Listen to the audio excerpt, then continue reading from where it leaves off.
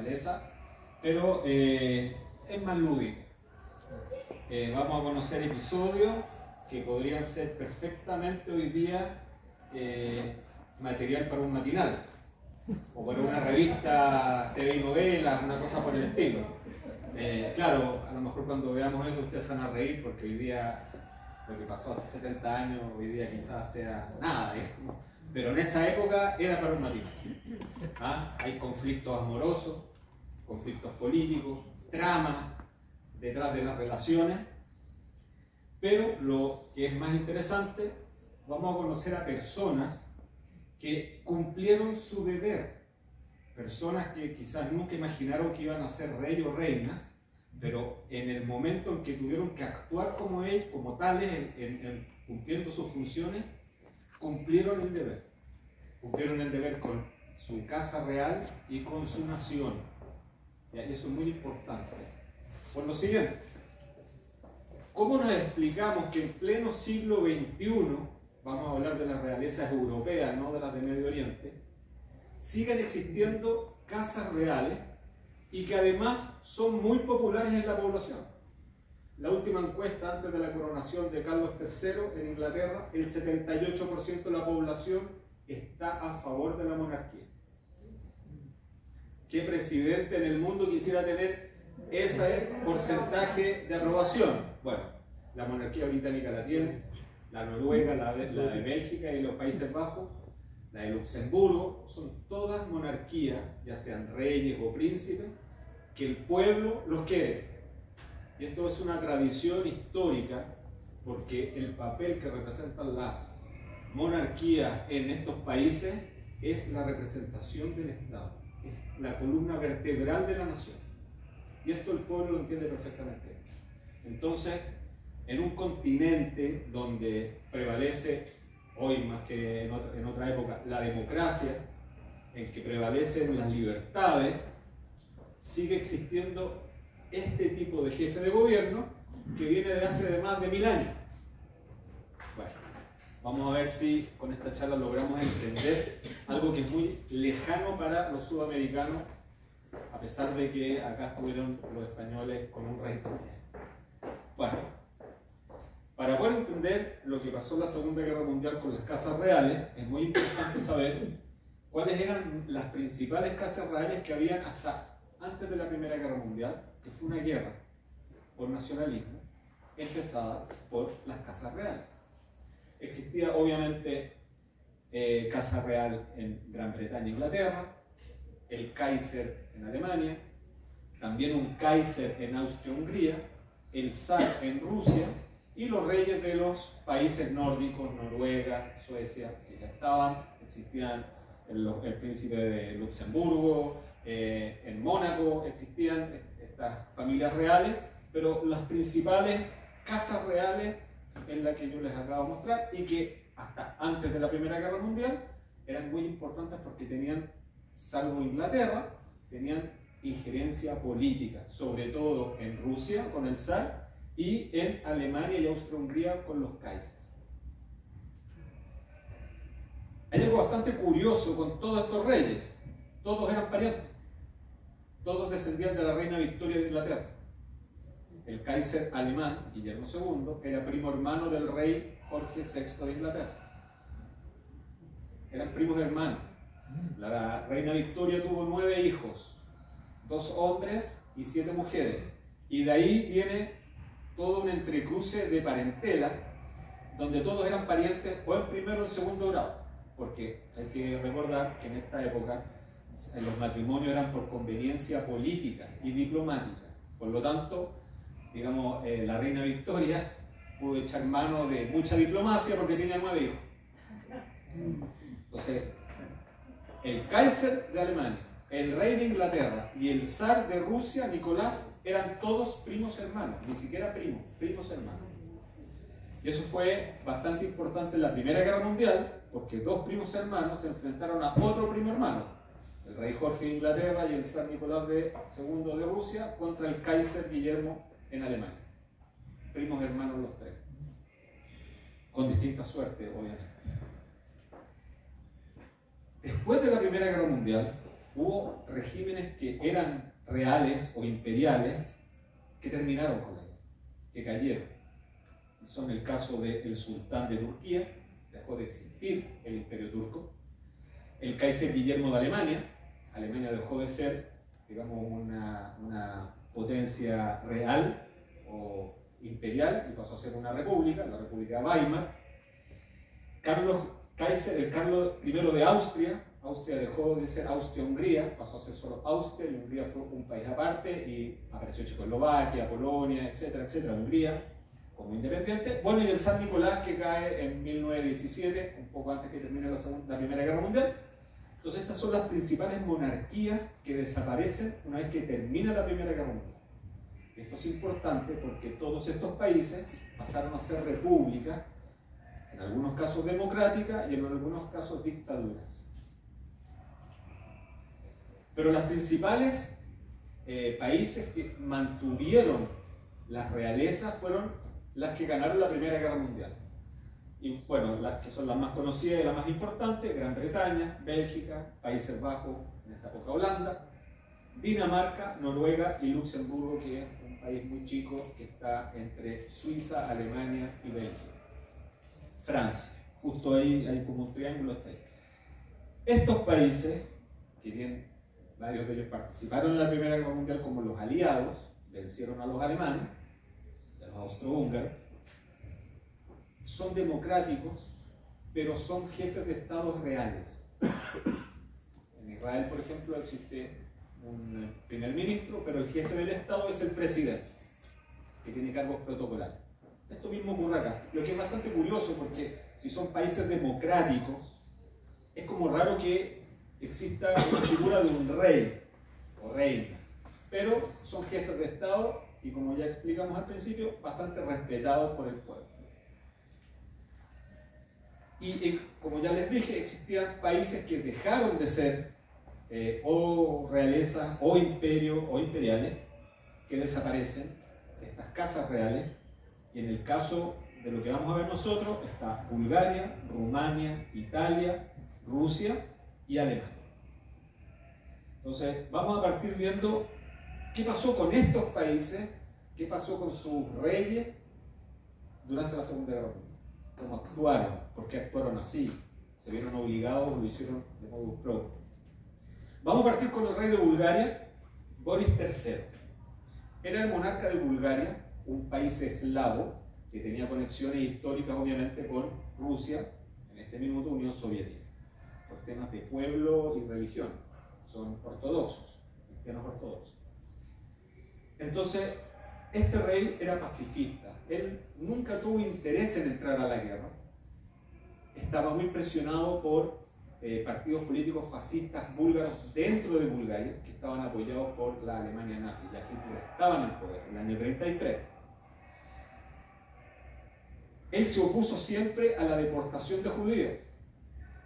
Los alemanes le exigieron que entregara a la comunidad judía búlgara a los alemanes, a las SS, y él se negó.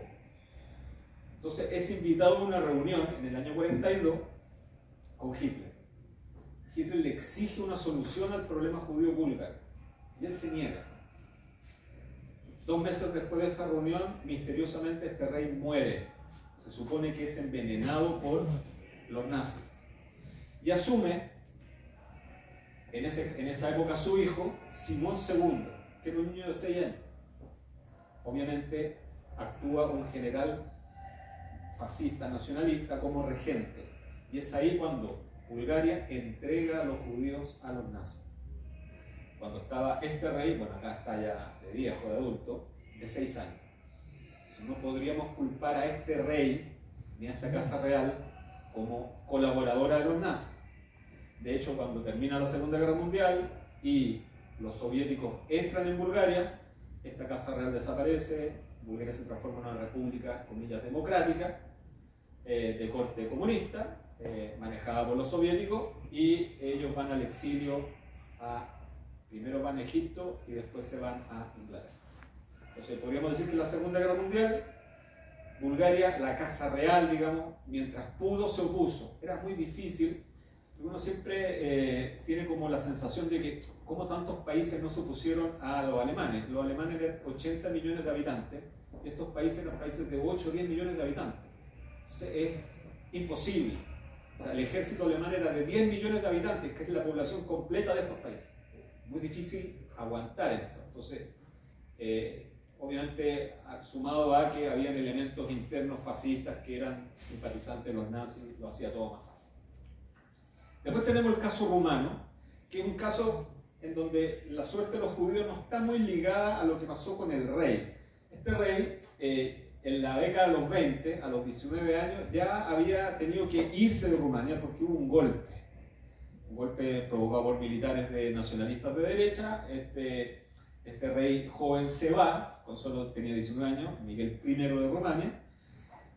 Después de unos años hay como una vuelta, digamos, de los leales al rey. El rey vuelve, pero en una situación de desmedro, de nuevo, de envergadura país frente a los alemanes. Rumania para los alemanes era muy importante por Ploesti, que era el lugar en Europa donde más petróleo hay, y está en Rumania. Entonces era muy importante para los alemanes que Rumania fuera aliado de él. Bueno, obviamente este rey fue presionado, lo hacen dimitir, asume de nuevo una junta de militares nacionalistas y se ve obligado a firmar una unión con Alemania para cederle los territorios de petróleo a cambio de recuperar parte del territorio que había perdido Rumania al final de la década del 30 ante Hungría, que es la zona de Transilvania. Entonces hubo como un canje, los alemanes le dicen, mira, vamos a hablar con los húngaros, les entregamos Transilvania de vuelta, ustedes se unen a nosotros y nosotros ocupamos parte de su petróleo, en realidad todo el petróleo que ellos podían sacar de esa zona, y la verdad es que este rey pasó a ser una figura prácticamente decorativa. Termina la guerra, vuelven a entrar los soviéticos a Rumania y este rey termina en Inglaterra exiliado. En el caso de Italia es distinto. La casa real es la casa de Saboya. Víctor Manuel III es el rey de la casa Saboya y el rey del reino de Italia. Italia era un reino. En 1922, con la famosa marcha de las camisas negras, Mussolini llega y toma el poder en Roma, y el rey, como jefe de Estado, acepta esta especie de golpe, entre comillas, democrático, que quiso darle la cara a Mussolini, pero no lo fue, y le hace formar gobierno a Mussolini. Mussolini desde el año 22 gobierna Italia. Y él es el rey de Italia. Él no tenía, en realidad no era, en Italia la vida para los judíos era bastante amigable. No había antisemitismo en esta casa real, ni nada importante contra los judíos, como pudiera ser contra cualquier otro. Pero él sabía dos cosas. Este rey, no le gustaba la política nazi. Él había dicho muchas veces que esto del nacionalismo alemán no tenía que ver con lo que eran los italianos. Él no era partícipe y seguidor, como sí Mussolini, de las políticas alemanas. Y él siempre fue reacio a esta unión y que Italia entrara a la guerra con Alemania. Pero en 1938 cometió un error. Firmó las leyes raciales italianas, que eran una imitación de las alemanas. Y él lo tiene que firmar como jefe de Estado, del Estado del Reino de Italia. Porque mientras Mussolini estuvo al frente del gobierno, Italia seguía siendo un reino. Él firma esto, y este documento, digamos, no se volvió a ocupar, o no se acordó a nadie de él, o no fue importante para la política interna italiana, hasta que Italia se rinde a los aliados en el año 43. Y es en ese momento cuando los alemanes hacen la toma total de Roma al norte, que es lo que quedaba en manos del eje, es que se empiezan a aplicar estas leyes, las leyes raciales italianas. Su bisnieto, Manuel Filiberto de Saboya, en una entrevista que da, dice que él se siente avergonzado de este documento que firmó su bisabuelo, perdón. Le pide disculpas a la comunidad judía italiana y mundial, porque él entiende que, digamos, no era la política oficial de la familia Saboya, del reino de Italia, y nunca debió haber sido firmado por Saboya. Entonces, él como el único heredero, hoy día heredero sin trono, digamos, de la familia real italiana de los Saboya, él pidió pública disculpa por el documento firmado por su bisabuelo. Esto ocurrió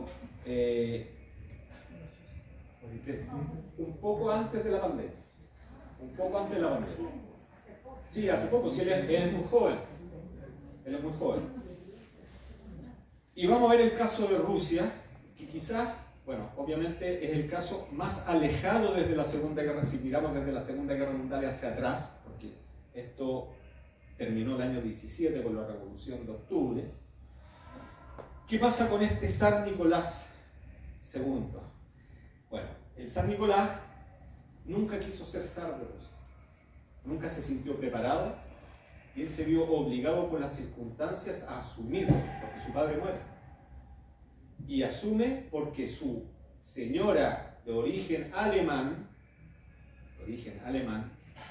insiste en que él tome el poder. Y su tío, por el lado materno, que era almirante y consejero principal de la casa del zar, también alemán, le insiste que tome el poder, y los que en principio manejaron la política rusa fueron estas dos personas, la esposa del zar y este tío de la señora del zar, ambos alemanes, y por eso no eran queridos, porque eran alemanes. Los rusos nunca quisieron a los alemanes y los alemanes nunca quisieron a los rusos. El abuelo de Nicolás Alejandro II, había empezado una especie de reforma en Rusia.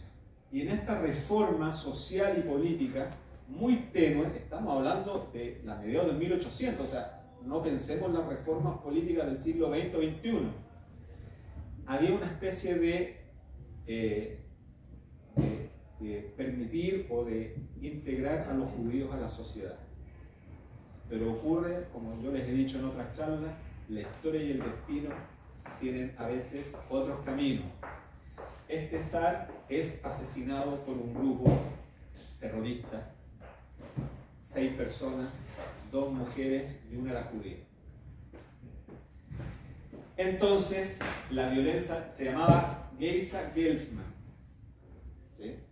Ella era judía, pero ella no actuó en nombre de los judíos, ella actuó en nombre de este grupo que quería que no existiera más casa real de ningún tipo del zar en Rusia. Este zar muere, era bastante querido por la población, y obviamente empiezan las represalias antisemitas porque una judía había matado al zar. Y esto siguió ocurriendo y no se olvidó hasta Nicolás II. Por eso los pogroms eran muy, digamos, comunes en Rusia y especialmente en la zona de hoy Ucrania. Existieron siempre, pero se hicieron más comunes y más violentos después de este hecho. Estoy seguro que Geisa Gelfman nunca pensó que por haber participado en este atentado que le costó la vida a este zar, se iban a recrudecer los pogroms en la Europa Oriental, que estaba bajo el dominio del zar ruso. Y por último, tenemos al Kaiser Wilhelm II, Guillermo II en castellano, del Kaiser del Segundo Reich alemán, creado por Bismarck. El primero fue Carlomagno, el segundo Guillermo II, y el tercero era el que quería ser Adolfo Hitler, el Reich de los 1000 años. Este Kaiser, que ya dijimos que era primo del zar y primo del rey de Inglaterra, tenía 2 problemas. Era envidioso de sus primos, esto es el comidillo, digamos, familiar, y aparte de eso, hablaba de más. Le gustaba hablar de más. O sea, podría haber dicho, qué bien me caes, pero seguía y metía la pata. Lo hacía siempre.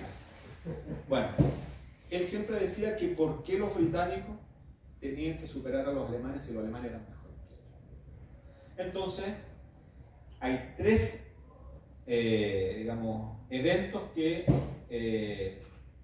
describen a este rey, para que ustedes vean a este Kaiser.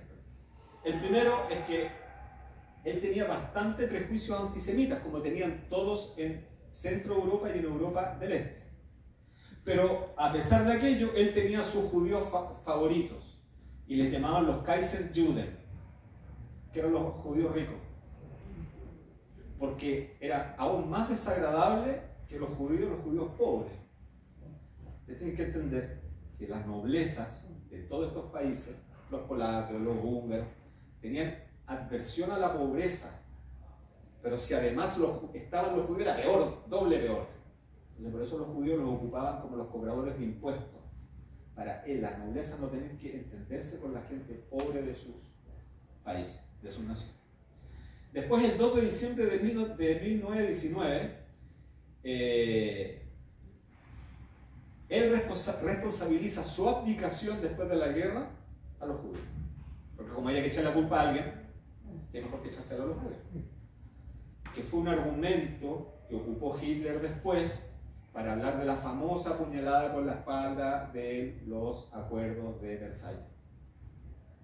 Y por último, cuando él está exiliado en Holanda, en 1938, cuando se entera de los pogroms de la Kristallnacht, él dice: por primera vez me avergüenzo de ser alemán y que todos los alemanes decentes deban hablar en contra de las persecuciones nazis.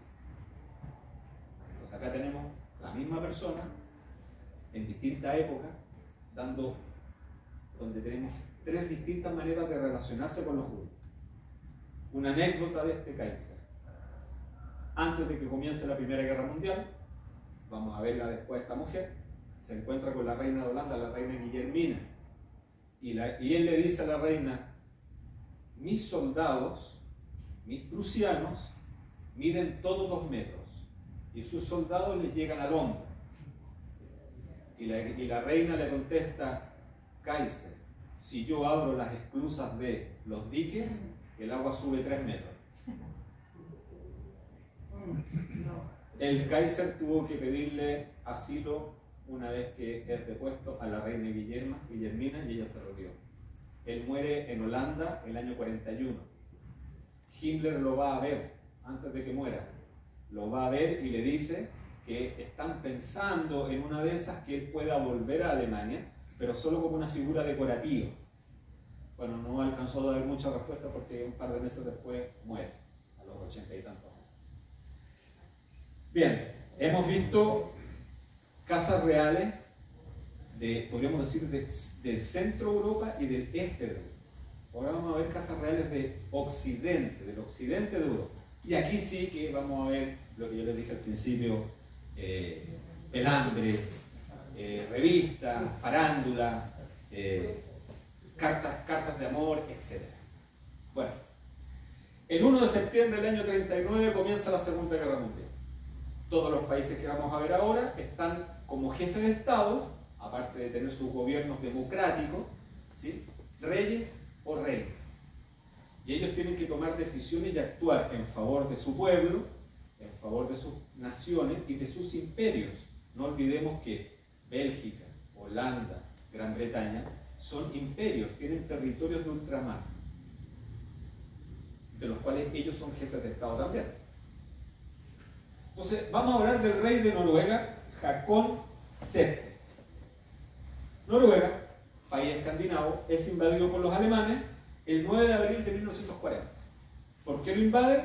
Porque por el norte, no sé si lo comentamos en alguna charla, de Suecia al puerto de Narvik, que está en Noruega, es un puerto que está muy al norte, que no se congela, porque es una bahía, ¿sí?, un fiordo. Los alemanes le compraban hierro a los suecos, que salía por tren al puerto de Narvik, y de Narvik se lo llevaban a Alemania. Era muy importante para Hitler tener ese fuente de hierro.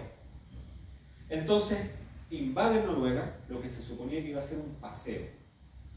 No fue así. Los noruegos entablaron lucha, hundieron en lo que se conoce como la batalla de Inglaterra, de Noruega, alrededor de 12 destructores alemanes. La marina alemana no era muy grande, pero eso impidió, de alguna forma, de nuevo, la historia y el destino tienen caminos distintos a los que uno cree, que los alemanes pudieran invadir Gran Bretaña cuando cayó Francia. porque el poderío marítimo inglés era muy superior al alemán. Bueno, él es el rey, él en un minuto los alemanes le dicen que abdique y que rinda Noruega, y él dice que no, que van a luchar, aunque sabe que van a perder, van a entablar batalla. Y primero él está en Oslo con su familia, cae Oslo, se empieza a ir hacia el norte, no abandona Noruega mientras aún se combatía. Como les comenté, todos esos lugares azules son donde las batallas más importantes, fueron 6 batallas muy importantes, y la más importante es la de Narvik, donde los alemanes no pudieron tomar el puerto, solo lo pudieron tomar cuando los franceses y los ingleses se tuvieron que ir porque Alemania invadió Francia y tuvieron que ir a rescatar a Francia. Y ahí Noruega se perdió, no hubo más posibilidad de lucha. El rey decide, consulta con su gobierno, porque recuerden, ellos son jefes de Estado, pero no jefes de gobierno. El gobierno lo autoriza a abandonar el país y que se vaya a exiliar a Inglaterra. Y desde ahí él sigue como esta figura por la cual los noruegos seguían luchando. Él, bueno, obviamente como todos los exiliados que estaban en Inglaterra, se comunicaba por radio a su pueblo, lo incentivaba a la lucha, que no se rindieran, que siguieran luchando, etcétera, etcétera, etcétera. Entonces tenemos este caso en que un país, de nuevo, esto es un país de no más de 7 millones de habitantes, donde no todos son soldados, hay niños, mujeres y viejos. ¿Verdad? Entonces un país pequeño que decide luchar a pesar de que obviamente saben que no van a ganar. Después tenemos el caso de Dinamarca, que es bastante particular. Dinamarca es un país muy pequeño, de 8 millones de habitantes, que está al norte de Alemania. O sea, en el fondo era como cruzar la vereda y entrar a Dinamarca. Dinamarca es un país que no tenía un gran ejército. De nuevo, los alemanes tienen 10 millones de soldados que se prepararon durante 5 años para la guerra. Invaden Dinamarca, los daneses no ofrecen resistencia, no tenía sentido, se hubiera destruido el país. Pero lo que deciden hacer es resistir a la invasión. ¿Y cómo la resisten? A través de paros, a través de no producir, si los obligaban a producir, se lo invento, balas, y les pedían 50.000 diarias, hacían 10.000. O sea, de alguna manera para no favorecer el esfuerzo bélico alemán, porque además habían represalias, se tomaban represalias contra la resistencia, contra los dirigentes sindicales, etcétera, etcétera, etcétera. Y hay varias cosas que tiene este rey con el pueblo danés, que tiene directa relación con los judíos. La primera, hay unos mitos. Primero se dice que este rey, en algún minuto, cuando los alemanes obligan a la población judía danesa a colocarse la estrella de David, que él también la usó. Eso no es cierto. Lo que sí hizo este rey es que todos los días miércoles él salía en su caballo, sin escolta, y recorría la ciudad para darle ánimo a la población, sin importar si eran judíos o no judíos.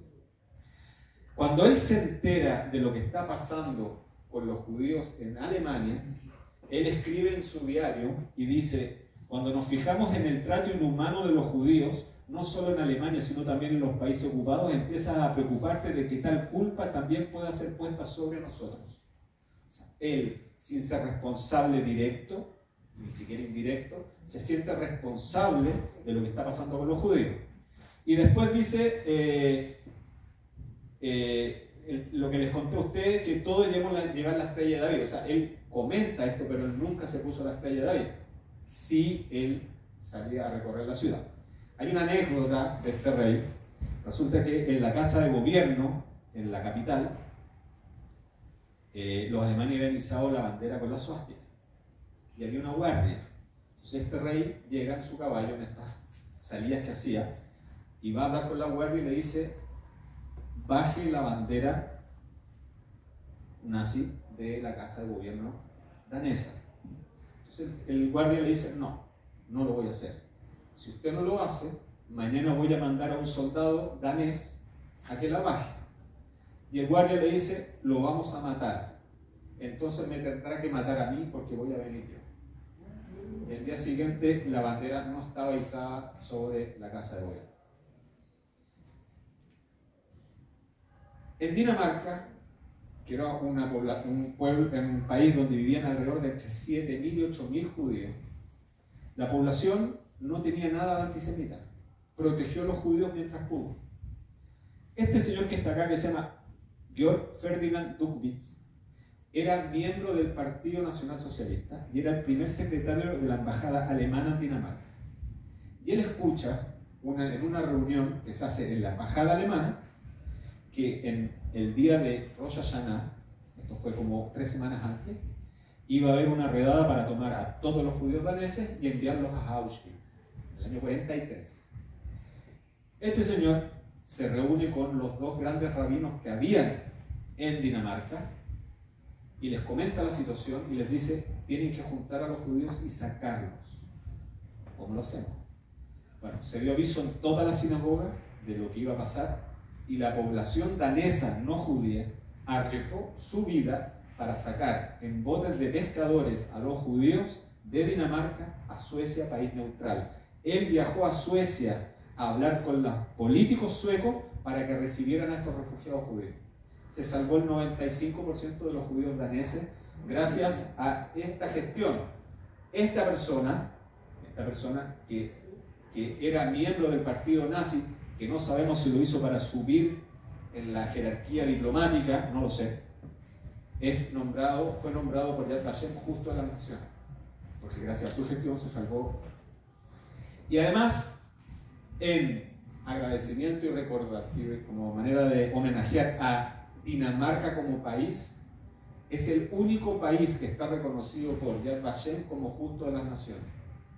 Los justos de las naciones, no sé si ustedes saben, son personas no judías que pusieron en riesgo su vida para salvar a un judío, a lo menos a un judío.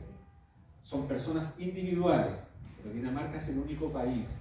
Y si hoy día ustedes van a Yad Vashem, cuando vean este bote, este es uno de los botes donde se llevaban a los judíos de Dinamarca a Suecia. Entonces, por eso es bastante cercana la relación entre la Casa Real danesa, el pueblo danés y los judíos. Ahora vamos a hablar de la reina Guillermina de los Países Bajos. La reina, esta señora, que no era muy alta,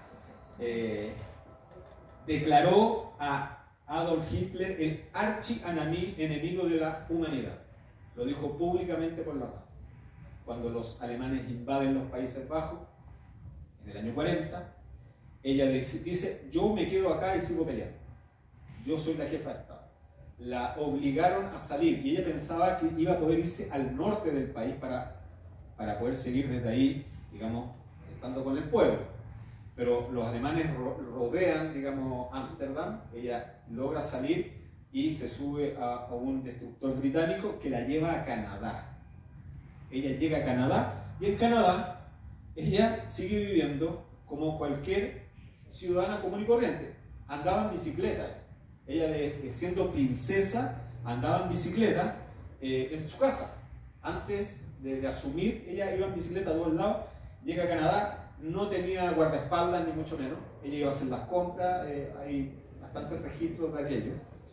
Y como les conté, ella hablaba por una emisora desde Inglaterra, porque después de Canadá se va a Inglaterra para dirigir desde ahí la resistencia en la, digamos, la sección holandesa de la BBC, que se llama Radio Orange, y de ahí ella declara al mundo que el archienemigo del mundo es Adolfo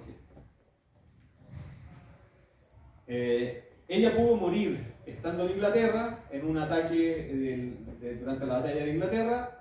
Unas bombas caen muy cerca de donde ella vivía, a la afuera de Londres. De hecho mueren algunas personas vinculadas a ella. Ella se salva. Y en el año 44, Winston Churchill, con su habitual, digamos, humor y sarcástico como ella, dice: el único hombre de verdad en los gobiernos exiliados es la reina Guillermina. Ella fue muy dura, ella nunca abandonó su pueblo, siempre se dirigió a ellos, y además, ella autorizaba las manifestaciones antialemanas en Holanda. En el año 41, primero les voy a contar algo. de los países occidentales, el país donde más judíos en proporción a la población del país fueron deportados a los campos de concentración fue Holanda. Por dos razones. La primera, porque los alemanes querían limpiar en Occidente a Holanda de esta raza inferior, los judíos, porque los holandeses eran los más parecidos a los arios.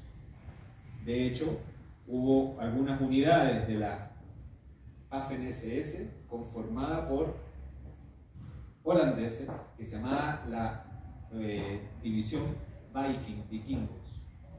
Estaba conformada por holandeses, por daneses, por noruegos, por finlandeses que eran, digamos, afines, etc. Entonces, esa era una de las razones. Y la segunda razón es que quien quedó a cargo del gobierno, a diferencia de otros lados, fue un austriaco, Seyss-Inquart, que ustedes se acuerdan, a lo mejor vinieron a esa charla, que fue el que instigó la anexión de Austria hacia Alemania, y que era un nazi hasta la médula. Bueno, él, en premio a su lealtad al nazismo, fue nombrado protector de Holanda, y él lo más que quería hacer era bien la pega. Entonces, mientras más judíos holandeses pudiera mandar a los campos, mejor. Esas son una de las razones, dos de las razones. Entonces, cuando aparecen los primeros comunicados alemanes en Holanda de que los judíos deben primero llevar la estrella y después ser reunidos para ser llevados a los campos de concentración, se hizo una manifestación en Ámsterdam multitudinaria apoyada por la reina. La reina dijo: salgan a la calle y protesten. Tuvo represalias muy fuertes, porque mataron a muchos holandeses que se resistían a abandonar la calle. Pero la reina dio la autorización a que el pueblo se manifieste. Y otra cosa que hizo la reina también, incluso hay en Netflix, pueden buscar, hay una película que se llama El banquero de la resistencia. Bueno, el banquero de la resistencia, este señor que está acá, que se llama Valfred van Hal, no sé si está bien pronunciado. Pero, ¿qué pasó acá? Para poder sostener las protestas y que la gente no vaya a trabajar, y con eso se resentía la producción bélica alemana, porque todos estos países, en el fondo, los alemanes lo ocupaban para trabajos para ellos. Había que mantenerlos y había que pagarles, tener plata para comprar alimentos. Entonces la reina autorizó a este banquero, que era un banquero de profesión, a que emitiera billetes que tenían respaldo del tesoro holandés que estaba en recuerdo de Inglaterra. Si la reina no autorizaba eso, no se hubiera podido financiar las protestas. ¿Se entiende? Bueno, estas fueron gestiones de esta reina. Bélgica. No sé, que acá tenemos una persona belga. Sí, sí. No, muy feliz. El famoso rey Leopoldo III. Al final las preguntas, por favor. Leopoldo III. Leopoldo III era un rey joven, bastante bien parecido, que le gustaba correr en auto. Entonces, él estando en Suiza, el año 38, con su mujer, con la reina, que era muy querida por la población, tiene un accidente. Y la reina muere y él no. Muchos dicen que parece que abrió la puerta. No. Yo les dije que íbamos a conocer cosas que eran de farándula. Porque parece que este rey era bastante bueno para la fiesta. Entonces, el rey Leopoldo, cuando los alemanes está aún viudo, digamos que pololeando, cuando los alemanes invaden Bélgica, los belgas entablan batalla. No más de 10 días, la debacle del ejército belga es total, arrancan hacia Francia.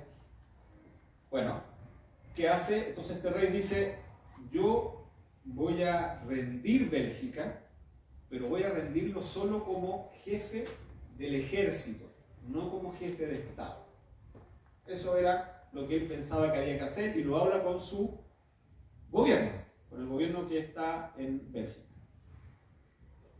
Cuando hace eso, los alemanes le dicen: ok, acabas de abdicar también como rey, no nos interesan tus negociaciones, y él queda detenido en Bélgica. Él se casa después con Lilian Beals, belga, hija de un nacionalista belga, medio cercano a las ideas fascistas alemanes. Entonces no era querida por la población. Todos se acordaban de la antigua reina y no de él. Pero ¿qué ocurre? Cuando los norteamericanos desembarcan, los aliados desembarcan en el día D en Francia, los alemanes lo toman y se lo llevan detenido a Alemania. Y está hasta el fin de la guerra detenido en Alemania, él y su familia, hasta que es liberado por los norteamericanos. O sea, este rey pensó que aún tenía algo de poder y él dijo: yo rindo solamente al ejército, pero no a la nación. Voy a seguir siendo el jefe de Estado, lo cual no ocurre. Y llegamos a la principal casa real, de la cual yo soy bastante seguidor y admirador, lo cual no me hace tan ecuánime, pero igual, vamos a ver si no se me nota tanto. El Reino Unido, la Gran Bretaña e Irlanda del Norte. Antes de la Primera Guerra Mundial, gobierna Jorge V, primo del zar, primo del Kaiser. Como ya vimos, todos descendían de la reina Victoria. Su padre era nieto de alemán. Por lo tanto, ellos eran de Habsburgo, de la casa de Habsburgo, Alemania. Y eso no le gustaba mucho a los ingleses. Los alemanes y los ingleses no se han llevado bien durante mucho tiempo, en fin. Entonces, este rey lo único que quería era que no lo encasillaran con ser alemán. Primo de alemán, nieto de un alemán, alemán. Entonces, y lo encontraban fome. No, es verdad, lo encontraban fome. Entonces decía, él dijo, primero dijo que él le declara la guerra a Alemania en la Primera Guerra Mundial, y él dice: espero en Dios que sea una guerra corta. Todos pensaban que la guerra duraba 2 meses, que terminaba antes de Año Nuevo, y duró 5 años. Después, lo otro que tenía en contra, lo que ya comenté, que el Kaiser era su hijo, mi primo hermano, y competían bastante. De hecho, cuando muere el padre de él, van al funeral, va al Kaiser, es su tío, y va en representación del Reich alemán. Y tuvieron algunos encontrones porque no se llevaban bien, porque ya es un tema de competencia. ¿Cuál es el imperio más grande? Y el 17 de julio de 1917, de nuevo, el rey dice: estoy cabreado, me imagino que con otras palabras, pero estoy cabreado de esto de que crean que soy alemán. Y cambió el nombre de la Casa Real por Windsor. Y por eso hoy día la familia real británica es la familia de Windsor. Antes fueron los Tudor, después los Habsburgo, Windsor. Por lo tanto, desde ese día, a los ingleses ya no hay más alemán en la casa. Se acabó, son todos británicos. Este rey tuvo 2 hijos, muy parecidos. Eduardo VIII, príncipe de Gales, por lo tanto, heredero al trono, primero en la línea de sucesión, y segundo, Jorge VI, un tipo, era el hermano menor, tartamudo, no se metía en nada, se había casado autorizado por su mamá, se había casado con una noble mahomené nomás, que también tenía por ahí atrás, algún antepasado alemán, pero los alemanes estaban en todos lados, y no tenía ni remota sospecha de que podría ser rey de Inglaterra en algún momento. Nunca lo imaginó, nunca se preparó. Ustedes tienen que saber que a todos los herederos los prepara para ser rey, jefe de Estado. Bueno, este Eduardo VIII era bastante moderno para la época, a diferencia de su padre, que era un rey bastante tradicional. Y del otro nadie se preocupaba. No figuraba, como se dice, en ninguna parte. Muere el rey Jorge. Y como dice el dicho, muerto el rey, viva el rey. Tiene que asumir Eduardo VIII. Por lo tanto, ustedes saben que no es inmediatamente la coronación, pasa un tiempo. Murió la reina Isabel, hasta que llegó Carlos, pasó como un año, etc. Bueno, la misma historia. Estamos esperando que coronen al rey.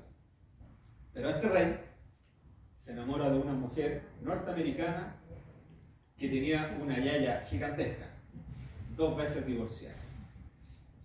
Y eso para los conservadores británicos y para la mitad de la población era algo inaceptable.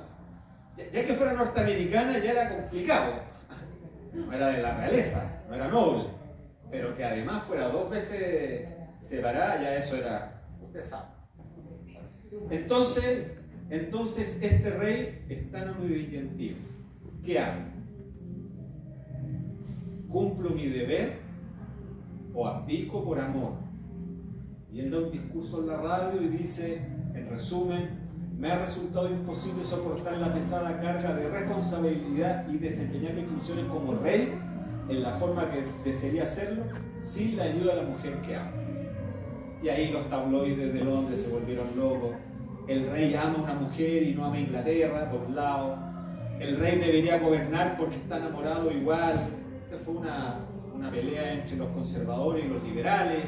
La política, ustedes tienen que saber que el rey o reina de Inglaterra es quien inaugura el año parlamentario. O sea, hay funciones muy importantes y tradicionales dentro de la política de Estado de Inglaterra y de Gran Bretaña que el rey o la reina cumplen.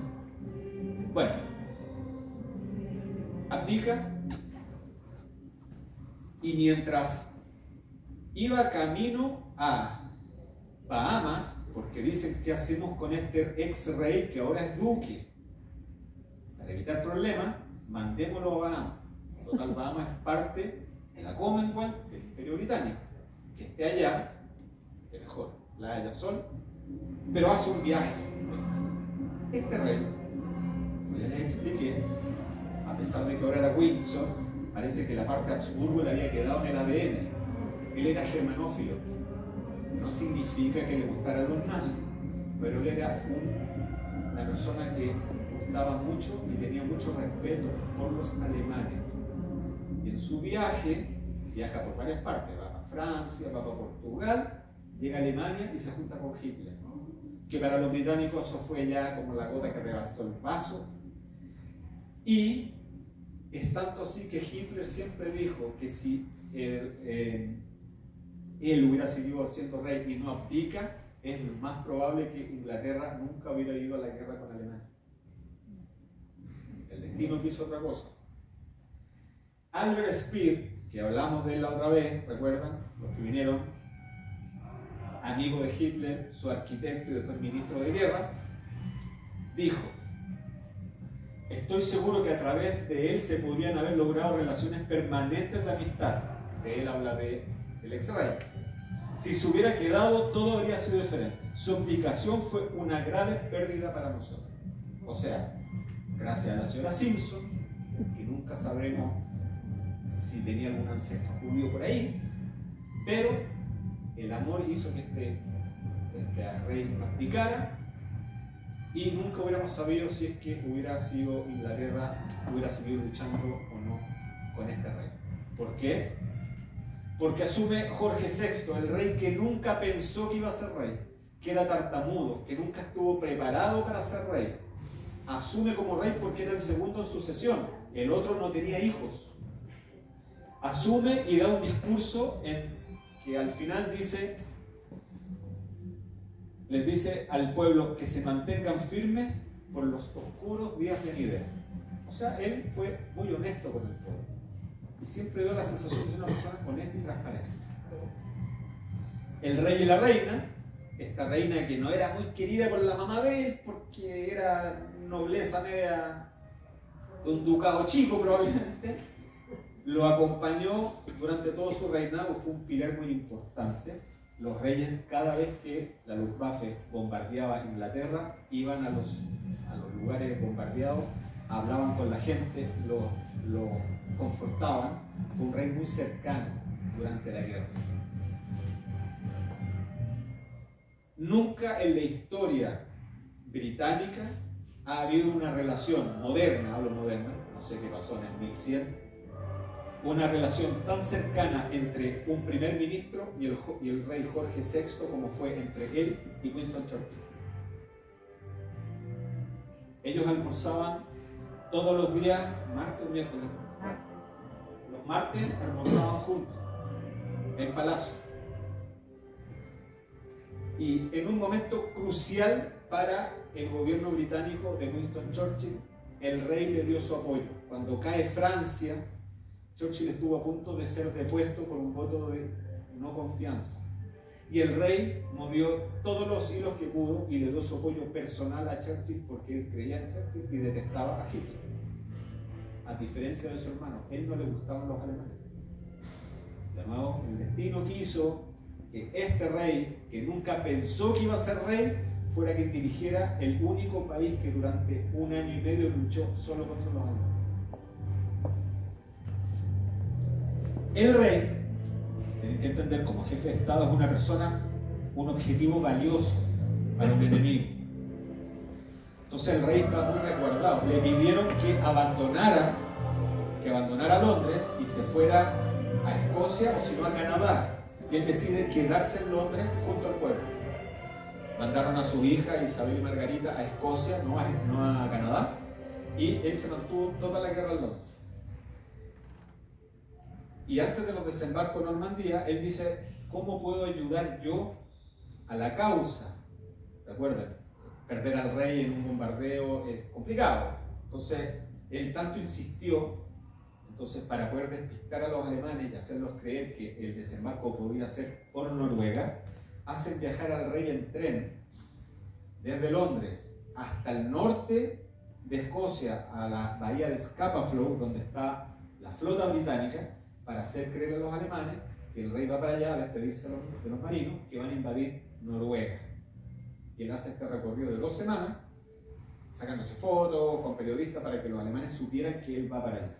Y después, cuando ya los aliados desembarcan en Normandía, el rey se embarca en un destructor, cruza el Canal de la Mancha y va a saludar a las tropas que están a metros, digamos, a kilómetros del frente. O sea, el rey sí tuvo una participación directa, digamos, él sabía perfectamente lo que pasaba y estaba al tanto porque además de rey es jefe del ejército, es el comandante en jefe del ejército. Podrá ser que no tome una decisión militar, pero él es el comandante en jefe del ejército. Y por último tenemos el caso de las hijas, Isabel y Margarita, la reina Isabel que falleció hace 1 año. Ella, está la típica foto que sale de la reina Isabel y hay algunos videos donde ella sale como mecánica. De hecho, a la reina Isabel le gustaban mucho los autos y siguió manejando hasta casi los 90 años. Y ella misma decía que al principio hacía algunas mantenciones y después miraba cómo las hacían, le gustaba mucho y trabajó de mecánico en una fábrica durante la guerra. Pero lo más importante es que ella, ya como tenía alrededor de 14 años, la hermana era menor, ella da un discurso radial al país, que en su parte medular dice: miles de vosotros en este país habéis tenido que abandonar vuestros hogares y separaros de vuestras madres y vuestros padres. Y dice después, mi hermana Margarita y yo lo sentimos mucho por vosotros y sabemos que nuestra propia experiencia lo que significa estar lejos de aquellos a quienes más amamos, porque ellos fueron llevados a Escocia, lejos de sus padres. A pesar de esto de la nobleza, ellos eran una familia bastante aclanada, digamos, unida. No es que los hijos estaban a cargo de institutrices por allá en otro lado. Y después tenemos la cercanía del pueblo con los reyes. Como ya les comenté, cada vez que se bombardeaba Londres, los reyes iban a visitar a digamos, los restos, la gente, iban al metro, porque saben que en Inglaterra la gente se escondía en el metro, dormía en el metro, en la línea del metro. Y a pesar de esto, la reina al principio no era muy querida, ya les expliqué, no se conocía mucho, tenía un octavo alemán por ahí. Entonces, en una ocasión en que se bombardea la parte este de Londres, que vendría a ser la parte más popular de Londres, los reyes van para allá y la reina dice: me alegro que nos hayan bombardeado, me hace sentir que puedo mirar al East End, el lado este, a la cara, o sea, sufro igual que ustedes. Y eso bastó para que el pueblo la amara hasta que murió. La reina madre murió de 89 años. Bien, y además otra cosa que acercó bastante, una fatalidad que acercó bastante a la familia real, al pueblo, es que otro hermano del rey Jorge muere en combate. O sea, la familia real también sufrió una baja en combate como cualquier ciudadano británico o del rey. Entonces, eso los hizo muy cercanos a la población. El día de la victoria, en que una multitud se agolpa afuera del Palacio de Buckingham a vitoriar al rey, el rey sale porque el pueblo gritaba: queremos al rey, queremos al rey. Eso nunca había pasado, ¿ya? El rey sale con su familia, y solamente una vez antes había habido en el balcón real, ese es el balcón real, alguien no de la familia real parado con ellos, que fue Chamberlain cuando vuelve del Pacto de Múnich. El rey lo hace pasar, pero esta vez el rey, por iniciativa propia, invita a Churchill a que salga. Churchill estaba atrás y lo invita a salir al balcón real para que el pueblo lo vitoree. Más que mal, él fue el principal político que se opuso a Hitler y mantuvo a Inglaterra en pie durante los años de oscuridad, digamos, en que luchó solo. Entonces, eso fue el 9 de mayo. Ustedes ven que el rey, este rey que nunca pensó en ser rey, fue un rey muy querido. Falleció el año 148 de un infarto, fumaba como loco, murió joven, y ahí asume la reina Isabel II, a quienes todos conocimos durante más de 60 años, es la reina que más gobernó Inglaterra, hija de este señor, y que está ahí está con su uniforme de militar de guerra. En conclusión, ¿qué podemos decir? Que todos los países que el ejército alemán invadió y los jefes de Estado eran reinas o reyes, el pueblo siguió siendo fiel a su soberano. O sea, el pueblo siguió a pesar de todo. Nunca dijeron: ustedes arrancaron, se fueron al exilio. No, ellos siguieron siendo fieles a los soberanos y los seguían.